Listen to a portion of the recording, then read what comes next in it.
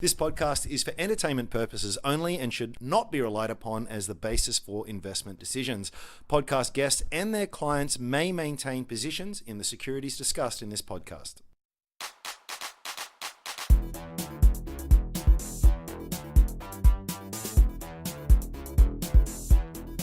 Hello and welcome to another week of the Three Wise Monkeys podcast, a weekly podcast that's all about the markets and investing. My name is Andrew Page, founder of strawman.com, and I'm joined by Claude Walker from ethicalequities.com.au. G'day. And Matt Joss from mattjoss.com. Thank you, Andrew. Very happy to be here. Guys, as always, lots and lots to talk about. Matt, you want to run us through what we're chatting about today? Yeah, so we're talking through a few companies today. Claude's going to kick us off with an update on Paragon. We're going to talk a little on a company that starts with C that gets a few mentions at some point. Oh, you can't be serious, man. You cannot be serious. I'm going to talk a bit about earnings season prep, something that I've been doing a bit of recently. And then Claude's going to talk through another much more exciting company, Kip McGrath. There you go. And I believe, Andrew, you're going to take us through Nearmap, a very exciting company that's been exploding higher. I think we've all owned at one point or another. Yeah. You guys still own, right? Still do. Cool. Wish I had more. Anyway, so Claude, let's kick off with Paragon. Tell me, what on earth does Paragon do, and what's the ASX ticker? So the ticker is ASX PGC, and it's basically a distributor of healthcare equipment, mostly to hospitals and clinics. I basically wanted to touch on it because previously I had suggested it was good buy. I think I said it on a few different places, including on Ethical Equities, and I now realise that that's wrong. And I put out a quick update this morning after I saw their downgrade, where I basically said I would sell the shares on open. They gave a bit of guidance. It wasn't pretty. Yeah, so basically previously they'd said they're sort of pro forma underlying EBITDA, and people should sort of already realise, Claude, why did you own this stock? But anyway, this is why it was low conviction. Good old EBITDA. They used a lot of pro forma EBITDA, profits before this, that and the other. And that was sitting at about 19.7 million according to the 2018 presentation. And today they announced that for the first half they essentially expect the continuing business to have a EBITDA of 14 million, the discontinued business, which they still own and still operates, Going through the due diligence sale process. You could even say the business continues, but anyway, they've classed it as discontinued. It's dead to them already. Yeah, so that loses 5 million. Right. So that leaves you with 9 million EBITDA, but then that 9 million EBITDA includes essentially an accounting change that boosted it by 1.8 million. Okay. So you're left with... So there's a lot of moving parts in all of that, but the bottom line here is that they're going to deliver a result that was well below previous guidance. Well, yeah, so if you then sort of just annualize that half-year result, you get sort of 14 and a bit million EBITDA, which is, approximately a quarter down on the previous year. Well, more, I think, because, again, they do a lot of pro forma kind of stuff. Yeah. And for those playing along at home, that just means let's assume that everything we've got now we'd had for the previous 12 months. It's probably not a terrible thing to at least highlight when you have been so acquisitive, when the business is substantially they've made different. Acquisitions and stuff. They're basically supposed to be growing, and yeah, well, okay. So I take the point, but they were on a pro forma basis 30 million. The full year guidance was 36 million pro forma for this current year. Yeah, right. Well, so what they've done in these results, they've basically said, look, we're going to get about 240 million in rev. We were hoping for 260 mil. We're going to get about 28 million in EBITDA. Again, we were hoping for about 36 odd mil. So it's a pretty substantial, reduction. 22% down from their previous guidance, 7% below the previous pro forma result. But the other side of the argument... This is just another reminder of why stocks that talk about pro forma are a bit underlying this, that and the other. They're not good. It means you do have to look extra. And again, I'm just playing devil's advocate here, as I like to do. They're spinning a story, in my opinion. It's always a story, and it's so hard to see the truth. If you've got a great business, you don't need to give guidance of all of this random stuff, in my opinion. Yeah, man, that's such a good topic for another day. Do you need to give guidance? No, you don't. Under what circumstances, and don't what need should you to. do with it? I think all of the majority of our portfolio holdings don't Okay. give this sort of guidance. Okay, so it's out for you. It's Anyway, dead to you as so well. It's literally gone. dead It's to not. me. I saw on Twitter I today. sold it, so in my mind, like I had already sold it in reality. In my mind, I sort of sold it publicly on open. I published like just on pretty much 10 a.m. Published saying I'd sell on open. The opening price. Link in the show notes. Sure, you never put them in the show notes, but please do this time. Feel free to start editing anytime you like, my friend. Anyway, so Oh, we move on quick from that, didn't we, Matt? No, I'm happy for you to talk. Yeah. It works. and this is an Excellent. example where I think the sell and open was the smart thing to do because that was at 55 cents. It closed at 50 cents. And honestly, like maybe there'll be a bit of a rebound tomorrow. But I think as it sort of sinks in, that the stock, it deserves to have like a quality downgrade, not just an earnings downgrade as well. Yeah. Okay. So, yeah, no good. All Sorry right. about that one. Okay, next one. Matt, what are we going to talk about next?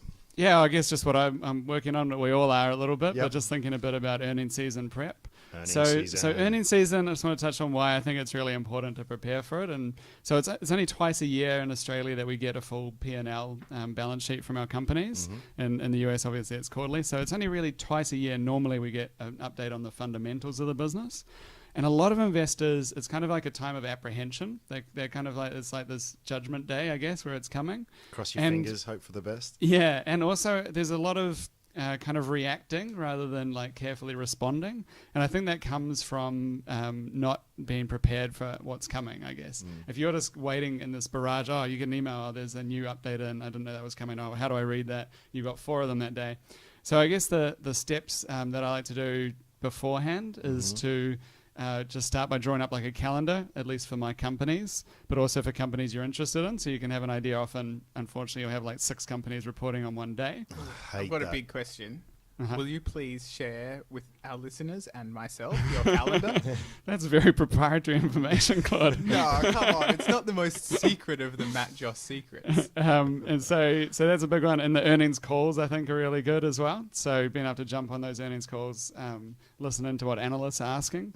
So that's an interesting one because it's not often that you get a chance to see what the consensus is. Like you want to hear what everyone else thinks about a company. If you're going off and doing your own stuff, you don't hear that very much. So I think that's a good opportunity. Yeah. Go on. Well, a lot of people will be listening and sort of saying, well, where was this analyst call? How come I didn't hear about it? Can I come along? I'm got shares in it. I'm just as important as everyone else. Isn't that a really reasonable question? I know a lot of companies do tend to post that on the ASX, but not all, right? Yeah. It seems to be a bit of a private club there, Yeah. unfortunately. It depends on the company, I guess. Yeah. Like a lot of them do publish it these days, particularly in the smaller space, because they're just happy to have anyone paying attention and I calling think in. as analysts, we certainly always encourage that kind of behavior, didn't we? Encourage which. Or like, So, what when behavior? as analysts ourselves, what's your attitude to management being? Praise them for making it public for everyone to join, or try to be like, oh, don't make the random No, 100%. Because I think it's a 100%. sign of a bad analyst if they don't want retail investors on Look, the call. there is a pure logistics question. If you have 1,000 people on there, there's going to be a lot of. You're never going to get through it. But what I think, a lot of the best. The best ones take questions for ages. Yep, and another way, an easy hack really is just to basically say, well, look, analysts can ask the questions, but anyone can sort of dial in. Yeah, I guess it depends for me how that kind of For the constraint. companies I've in had my some, for the companies in my portfolio, I'd hate to see that.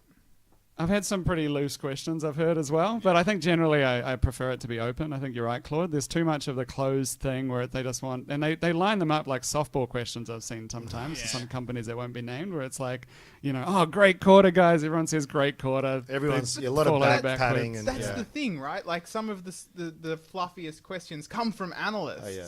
Right? Would you say that next half is going to be great or fantastic? No, you missed the great quarter, guys. Could you please give us a little bit of color around how fantastic How profits the down company 80%. Yeah. A lot of it seems to me as well. I'm going to guess 75% of calls tends to be basically it's dressed up in a lot of fancy language, but the question is, what are your numbers going to be next half? You know, we're looking out 6 months because that's all we can afford to do, and just tell us what number I need to put in my spreadsheet, which is really lazy work, I think, from a lot of analysts and misses. I probably shouldn't complain because it is that longer time horizon that gives us a bit of an edge. But one of the things that does drive me crazy with those calls. Yeah. So, but I like being able to hear if they're all focusing on the wrong thing, that can be a really good mispricing opportunity. If they're all asking about something stupid and you're like, these guys, what are you doing? Okay, so we've got two things so far. Yep. So the other one is to sharpen up valuations, if that's your approach. I think that's a good time to prep and have everything ready to fill in the details, because otherwise you come back to scratch. Yep. And it can take you half a day to figure out what the news means. So it gives you an opportunity to price that in. Yep. And the last one is just to have an idea in your mind about the metrics that you'd like that are going to matter for that company. Yeah. So I picked up something from David Gardner, which was green flags and red flags.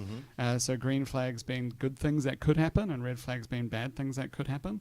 Defined in advance. Yeah, defined in advance. Just coming up with a rough idea, doesn't have to be exhaustive, but just some of the main points you're going to be looking at. And one good thing is it can help you identify if they stop reporting a point, which happened, as I mentioned with class previously, or at least stop illustrating it as much. That's such a key thing is that too many people who would even call themselves analysts, they'll read the announcement that the company's made, and they'll just take all of the comparables in that announcement and report them, but they won't go back and look at what were the data points that they were reporting on last half, and the half before that, and the half before that. And a simple process, so people do it in different ways. You might have green flags that you're looking for, but you also might have data points that you track. And I have, for all my companies, a spreadsheet, and I often publish these graphs on ethical equities. I've got graphs I've been building over years, and that's like a little competitive advantage for me, because I just put in the latest data point and I can see the picture. And analysts who haven't bothered to keep those... I like your charts. Thank you, mate. Analysts who haven't bothered to keep those graphs, they have like no idea. So they just report the percentage growth rate that's in whatever the company wants you to say. Exactly. In the top and 3 those bullet graphs points. are what will alert you to the fact that they may have switched around the metrics that they're highlighting. Because you know exactly what metric you're following over the years. That's good. And good companies will never change the metrics they report on. Yeah, 100%. Let me ask you a question, because this is something I really struggle with. Inevitably, any company has, great quarters or great halves, poor halves. How do you tease apart that which may be legitimate sort of noise within an industry between something that points to a deterioration in the longer term trend? So, I imagine for all of the companies you're really trying to have a gauge of revenues and profits, 5 years sort of out. Yeah. And all of a sudden there's a 10% miss this half. What makes that? Just that the normal vicissitudes of life, or actually this is the start. And I've seen examples of both, and like that instant reaction can either be a great opportunity or a really good time to get out. How do you tell the difference? It's a very good question, because it's very difficult. I think to me, it's coming back to what would you say if you're thinking about what's like the probability distribution of the fundamentals. So, if it's half the customers leaving, that should be like a Six Sigma event. That should be way out in the tails of the distribution, really rare. Yeah. If it's one customer leaving, that's inevitably going to happen. So to me, that probably wouldn't be a thesis breaker in almost any business, but it might be for some businesses very close to a thesis breaker, depending on how concentrated they are, how sticky. If we think that customers typically stay around for 20 years, that's a pretty low, pretty low probability anyone would leave in any given year. Yeah. And so there's one thing to leave because they themselves went bust. There's another because they chose a competing product. Yeah, and you need to dig behind the narrative that the company gives you as well, because they'll always say there's some mistake that the customer's made. They'll be back in 6 months. They're not going to put a negative spin on it. Yeah, and you have to that's like a good opportunity to go away and dig into what happened. So that's what this earnings season should be for, I guess, is trying to like make sense of the stories you're being told. Yeah, and it can be a really good opportunity to find mispricings at that time. Yep. So on that exact point, do you usually in an earnings season, especially now you're a free man unconstrained to trade, do you anticipate sort of doing more trading during earnings season, or will you be sort of taking your time to digest the results before trading anyway? Kind of like in the middle, I guess. Probably quicker. You can be a little quicker to make the trade, but it's I'm not really keen for the short-term stuff. Too complicated for me. So it's more like being ready to pull the trigger quickly, I guess. You have a bit less slowing you down in that regard. So yeah, if you have all the prep work done, right, you're waiting for this report, you know it's going to come on this date, and you could make a decision quite quickly. And I think that's where it's not like instant, but if you can make a decision within 6 hours, you can make a decision within 2 days, often you'll still get a huge benefit from whatever positive news. If it takes like weeks, sometimes months for the market to really price something in, particularly very good news. Yeah, so analyst reports tend to come out anywhere from days to weeks after. Exactly. To get, sort of people update their valuations, and it sort of filters out quite slowly, really. And you know what I think is interesting in all of that? I think even the most disciplined of analysts and professionals and that will be influenced by the market reaction. So a lot of the time, I know I do this all the time, you see an announcement, right?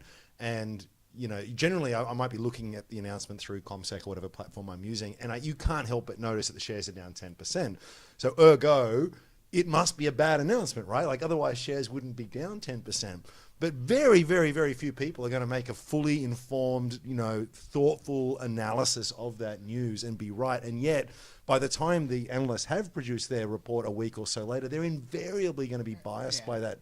There's a self-fulfilling prophecy. I agree to it. completely. Like that, no one can escape that. Although I do think that the preparation Matt's talking about can help factual earnings. Yep. So I think if you can always just try to digest the information prior to seeing the share price move, that helps. That's really good. But also, it's not always a bad thing if you do notice the share price move, because imagine a situation where you completely missed the bad thing. Yeah, that can happen as well. Like, I don't think you should be blind to the share price, but it's like, it's better to, if you can form an opinion first, as you say, if you have that opportunity. You know what? I think just to wrap up that conversation, I think it's just, I'm probably paraphrasing Buffett. Everything gets traced back to him sooner or later, but I just love that idea with a call. It's just like, forget about the share market. If this was just a private company, I'm some billionaire business owner and the management team is reporting to me, what do I want to know? Yeah. That really, I think, frames up the questions that you need to ask so well. Yeah. Because if you can think like an owner, you'll have a better appreciation of the business and probably better returns longer term. Absolutely. What next? My turn? What next? Yeah. Why don't you talk about a good company? What do you mean? Like, No, for once? You've actually done extremely well on this, and you actually were the one that got me to buy Nearmap. I'm sure of the fact. It was when you recommended it. I already bought shares. I'll take the credit for that. I already owned shares when you recommended it, but I bought more after that. It's been a 5-bagger, so it's been very good. Hey, you know what's interesting about that? And we'll get to the other stuff later on.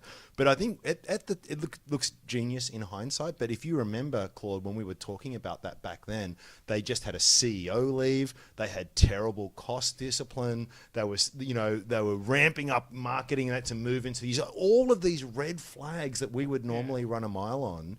Actually, turned out that. No, the story has actually played out really well from there. I remain a little more skeptical of it. Oh, yeah.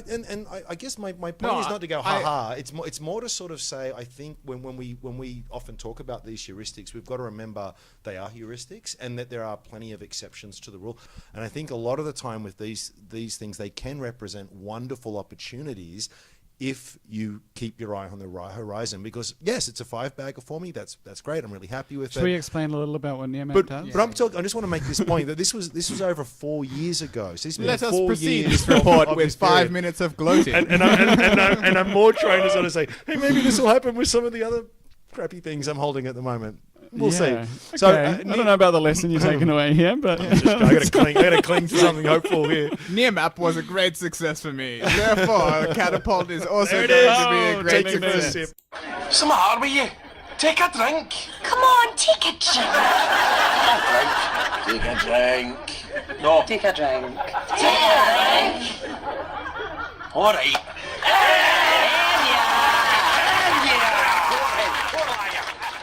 Take your first sip. Okay, but can you take us back? Okay, way back now to 2013, 14. Nearmap does. Let's test my memory. So it's been doing the same thing for that long. Okay. So very, very, very quickly, it is an aerial imaging and mapping company. The best way to think of it is Google Earth on steroids.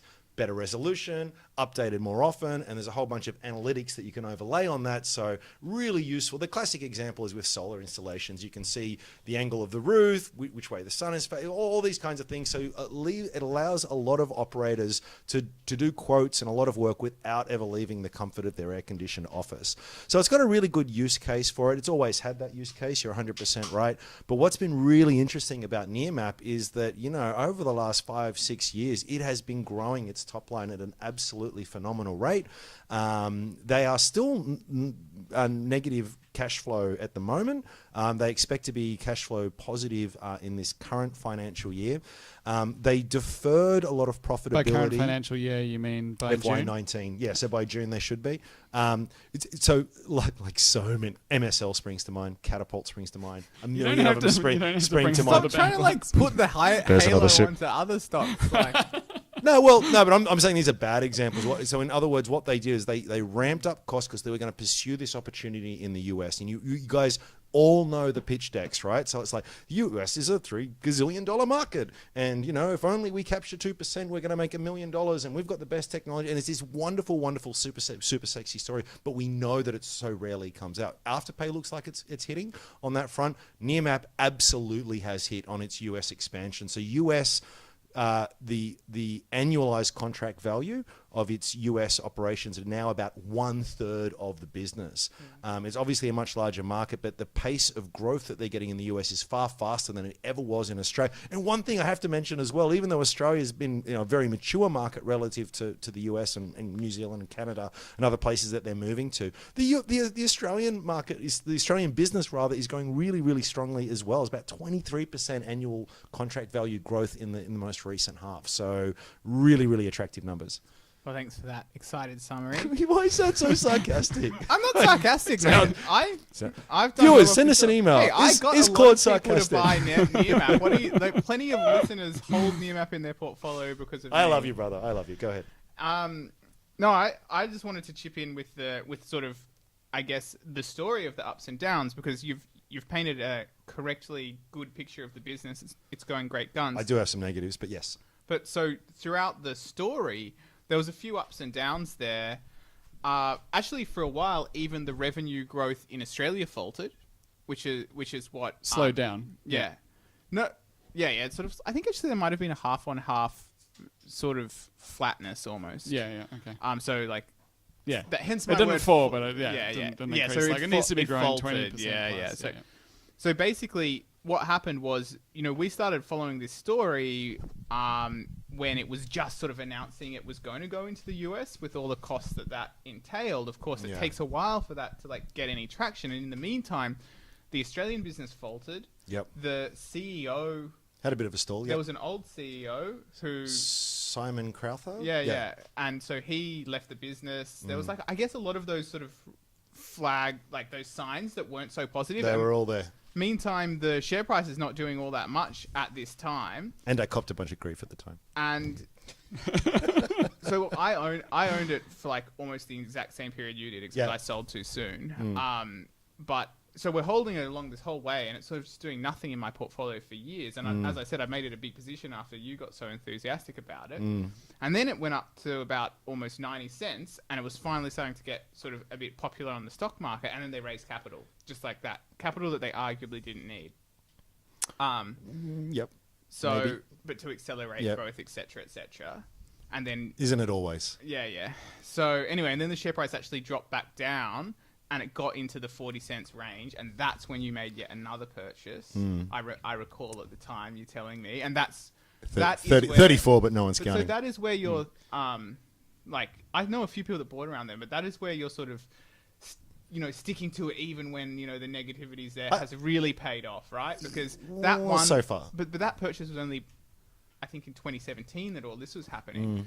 So for that final purchase, the returns have been incredible, because a little more than a year later, and it's sort of the share price is multiples higher. So if there's any if there's any sort of advertisement for not giving up on the thesis, even when it sort of hasn't played out for a few years, I think this is a great advertisement for it, right? That forgives an awful lot of other ones that could go down. There's two things to say there. I'm like seriously giving you props. No, here, thank you. Look, thank you. But look, there's a couple of things there. I think it's always a good idea to rebase your thesis, right? And basically say, look, okay, completely wrong, the old one, throw that in the bin. There's two scenarios here. There's a million potential future scenarios, but I like to paint two. Here's what the bulls might say. Here's the argument that I'm hearing from those that like the company. I'm going to assume that's true. I'm going to run some numbers on that. I'm going to push it forward and come up with a valuation. Then I'm going to say, well, maybe the bears are right. Maybe this isn't ever going to do what it hopes to do, and maybe this is what the business looks like in 3 years' time. And sometimes, and this was the case with Nearmap, when you do that, you get this massive asymmetry in the potential return profile. So it's kind of a heads I win, tails I don't lose too much kind of scenario, where it's like, look, the bears might be right, and if so, my downside is fairly limited. But if the bulls are right, or even if they're half right, I've got a lot of upside from here. So I think that's the thing. The other thing I was going to say is, as well, when you're doing a basket approach on these smaller cap kind of stocks, I think it's actually okay if you're wrong 6 out of 10 times or so, because the gains can be so substantial, it covers a lot of sins. I'll add one slight nuance, which is that you had the stock from quite a low price, 35 cents or something. You're buying quite a lot at. My buying not as much as I should have. Oh yeah, let's be honest. Yeah. I joined a bit later. It was around 50 cents in early 2017. But there was something that had changed there. So I think there's like an interesting point where they had basically failed in their first marketing attempt into the US. Yep. Because they didn't really know what they were doing. No. And I found this out when we chatted to management in 2017 before we bought. And there was some signs that the US was already gaining traction then. And they had quite a different selling process. So originally, they were basically using Google AdWords to advertise this business as actually an enterprise sales business. Yeah. Okay, thanks, Claude.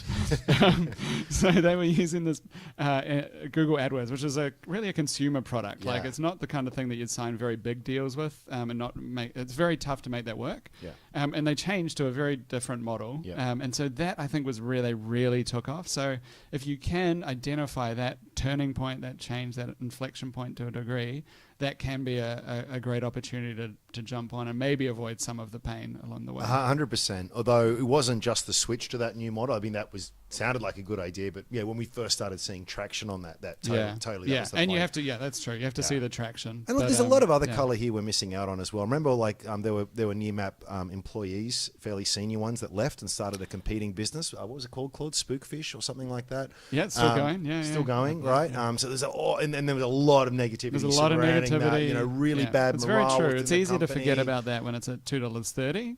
It is. Well, I think when we. Is you guys still buying?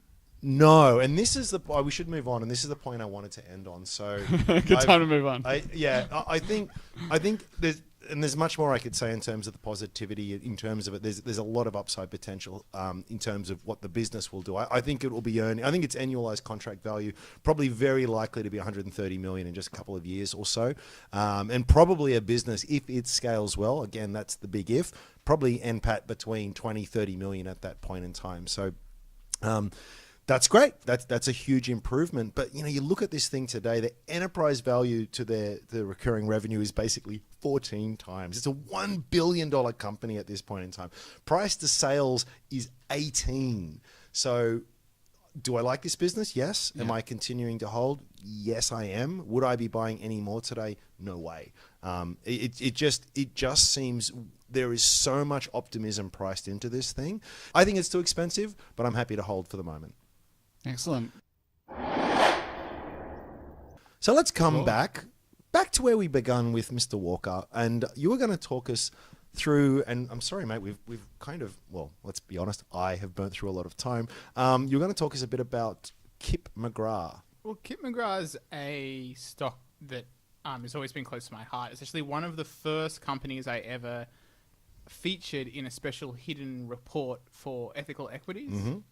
What Kip McGrath Education Centres does is run a bunch of franchises that help kids that are potentially struggling with their maths and English catch up with the rest of the cohort. Now there's totally room for... So it's a tutoring business. It is, and there's totally room for kids that are great to like get even better and have fun learning. The main clientele is parents that feel like, oh, their kid needs a bit of extra help. Mm-hmm.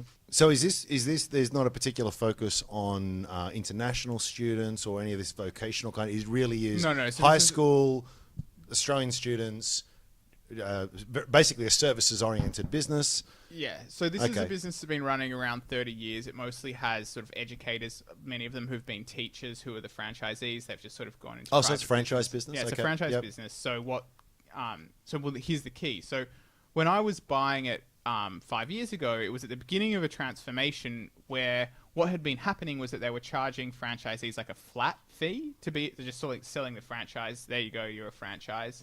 Now just pay us a fee every year. So what they did was they moved to paying a percentage of revenue rather than just a flat fee. And it could be either 10% at a minimum or 20% if you want to be a gold partner. Gold partner received extra help with marketing, payroll, charging people, and basically as many administrative aspects of managing the business as possible. So there was I've got to say, really surprised knowing you as a investor, like the things that you look at. Here we've got a service-oriented business running a franchise model. You know, we've seen everything that sort of happened in that. Like it seems out of your normal style box. Oh yeah, I mean it totally is. So a lot of it was the people that attracted me to it. So obviously I was excited to find a company that was basically like helping kids that needed a helping hand. So doing good. Yeah, and look, and they get but that's not enough though. It's founded by good people, who like were teachers. Doing well. For example, it's like a family business. The son now is the CEO. So nepotism, throw that in the mix. Yeah, but also like I think that the son also had some need for tutoring himself, and so basically has an appreciation for how that can help people. Nice. And also now in the latest chairman's report, he said how his granddaughter now attends tutoring. So there's 3 generations. They're eating their own cooking. Give me some hard numbers here, dude. This is all airy fairy. Give me something solid to sink my teeth into. So basically, what they were doing was transitioning into sharing the revenue. Now, this is the key point, right? And as they shared the revenue, then the actual listed company itself could also profit by boosting marketing and by investing in software to do sort of online lessons as well and that sort of thing. So as they sort of did that, they started ramping marketing, and that has essentially driven the growth. In their most recent annual report, they showed really great profit growth. So basically what happened was profit went 41% up for the year to 2 million. So we're really starting to see that like operating leverage come through, whilst revenue was flat at 13.7 million. However, part of the reason revenue growth is flat is because as they've been moving people over to this sort of new system of revenue share, they've gone from basically accounting for the entire revenue that a business like a franchisee gets as their revenue to, well, it's not entire. They're just counting the net amount now? Yeah, so increasingly counting the net amount, basically. So actually, I may have put that poorly, but they've basically changed their revenue recognition so that they don't they're not recognizing like the cut that's going to the franchisees, and so that has basically boosted their margins. So you can see if you Google Kip McGrath ethical equities, you'll find the report, which I might put it in the show notes.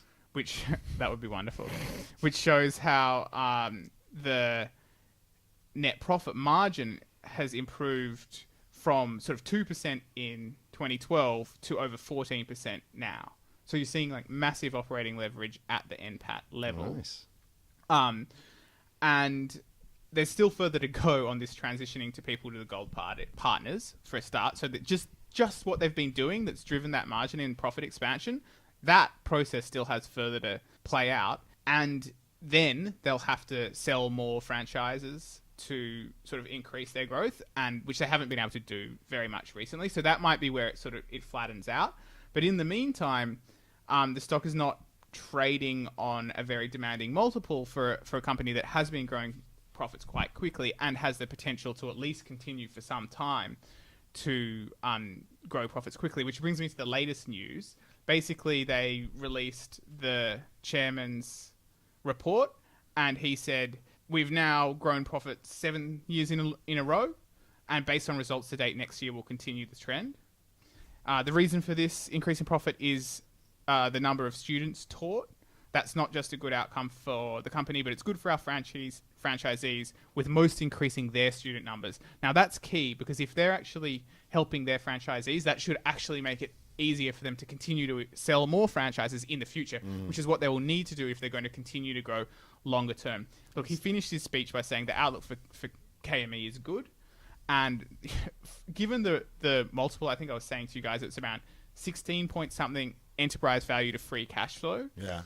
Which compares favorable to a lot of other businesses that have much lower or Very even, capital light business, right? Yeah. But just for the growth rates that you know, even on a 10% growth rate, if they can maintain that for a couple of years, then the current multiple of free cash flow is attractive on a pure value basis. Cool.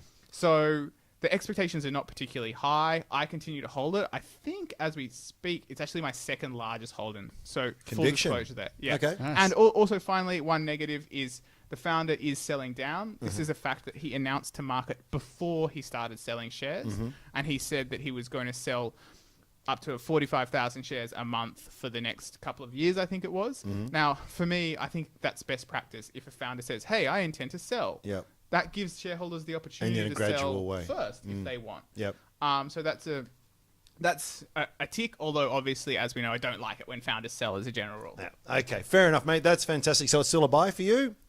Still a big holding for you. Yeah, look, as Matt says, you wouldn't have something as your second biggest holding if you wouldn't be a buyer. Yeah, So nice. I suppose on that basis, I suppose so, although Nice. this is not a recommendation. Do you know what? You know what's really devastating? We've run out of time. And unfortunately, that means we can't do any catapult today. I know we had it in the agenda. I just don't think All we're right, going to well, have we time. won't talk about this. Is that upset? What percent Do share you want price to drop was give it? us a 5-second of what happened immediately the day after our last CEO podcast? left. Okay. All right. So they're looking for a So new CEO. They're looking for a new CEO. Very quickly, one camp sort of saying, yeah, thank God, get rid of that guy, and it's going to be fantastic. And I'm more on the camp of, well, I think the board has a lot to answer for, and it wasn't him, so we will see. Okay, cool. Guys- Hopefully we'll put the pin in that and not talk about it for a few weeks. Yeah, let's hope so. Until it goes up considerably. Oh, then Nice. watch Okay. out. One day. Watch out. Cool. Thank you very much, as always, for listening to our little podcast. We always enjoy your company. What we would ask as well is if you've got the time, it would really help us if you could add a really nice rating, review, bit of feedback on whatever podcast channel you're listening to it. It helps more people get the Three Wise Monkey message and means that we can continue doing what we're doing, which would be really, really great. But I think that's all for me. Anything else to add, guys? No, that's great. Thanks very much for listening. As always, thanks for listening. See you next week.